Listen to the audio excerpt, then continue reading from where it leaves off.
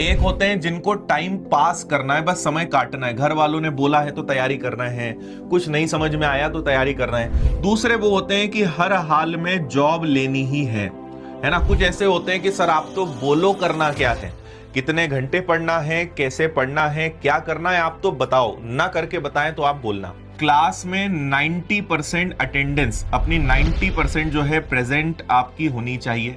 आपको हर संडे जो एफएलटीज होते हैं, स्पेशल क्लासेस होती हैं, वो सब आपको अटेंड करना है। कि आपको महीने में 400 मैथ्स के सवाल की प्रैक्टिस करनी है, महीने में 300 वोकैब यानी इंग्लिश के वर्ड्स आपको याद करने हैं।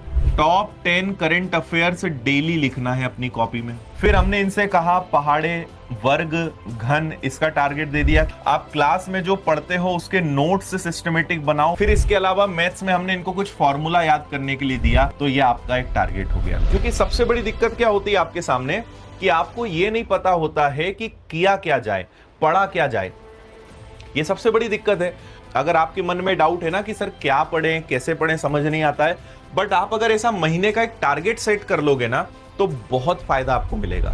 तो इसमें देखो मैथ्स कवर हो गया, इंग्लिश कवर हो गई, करंट अफेयर्स हो गया, स्टैटिक जीके हो गया, पहाड़े, वर्ग, घन याद करोगे, कैलकुलेशन की स्पीड अच्छी हो गई, नोट्स आपके सिस्टमेटिक बन गए, फॉर्मूले आपके चल रहे हैं, क्लास आप प्रॉपर अटेंड कर रहे हो। यही सब तो एक गुण किसी विद्यार्थी में चाहिए, यही सब तो होना चाहिए।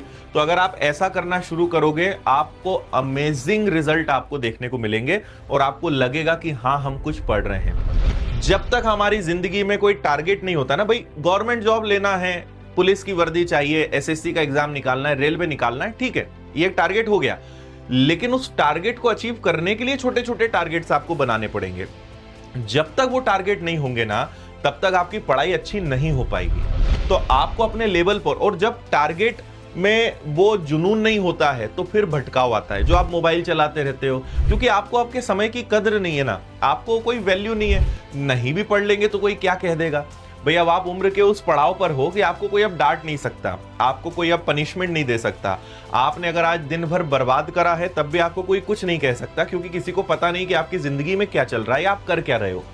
आप अब इतने बड़े हो चुके हो कि आपको अपना अच्छा या बुरा खुद तय करते आना चाहिए। अगर आपको पता है कि मैं ये गलत कर रहा हूं, मैं दिन भर इतना टाइम खराब कर रहा हूं, उसके बावजूद मैं अपनी आदत को नहीं सुधार रहा हूं, तो आपको अब कोई टोकेगा नहीं, आपको अब कोई रोकने वाला नहीं है। आपको अपनी जिंदगी का, अपने भविष्य का निर्माण खुद ही करना है, और वो आपके एक्शंस और आपकी आदतों से तय होगा। और अगर आप अपने आप को बदलने के लिए काम नहीं करोगे, तो अब कोई आपकी व्यक्तिगत जिंदगी में कोई इंटरफेरेंस नहीं करने वाला है, कोई अब आने वाला नहीं है। आपको ही तय करना है आपकी जिंदगी को किस मोड़ पर ले जाना है। क्योंकि अब आपको एक बात समझना पड़ेगी कि अब जो दुनिया है, आपके घर वाले हों, आपके पड़ोसी हों, आपके रिश्तेदार हों, वो सिर्फ अब एक चीज देखेंगे, और वो है कुछ साल बाद आपका रिजल्ट क्या रहता है। किसी को कोई मतलब नहीं कि आपकी जिंदगी में क्या चल रहा है। लोग एक समय के बाद अब आपके रिजल्ट का इंतजार कर रहे हैं।